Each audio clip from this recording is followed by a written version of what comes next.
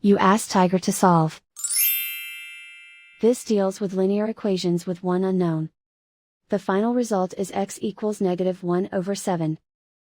Let's solve it step by step. Simplify the expression. Expand the parentheses. Group like terms. Group the coefficients. Convert the integer into a fraction. Combine the fractions. Combine the numerators.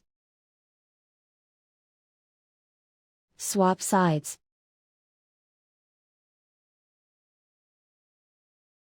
Group all constants on the right side of the equation. Subtract 4 from both sides. Simplify the arithmetic. Convert the integer into a fraction.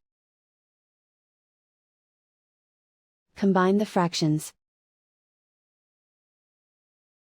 Combine the numerators. Isolate the x. Multiply both sides by inverse fraction 2/7. Group like terms. Multiply the coefficients. Simplify the fraction.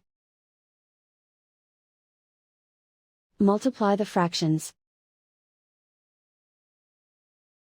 Simplify the arithmetic. And so the final result is x equals -1/7.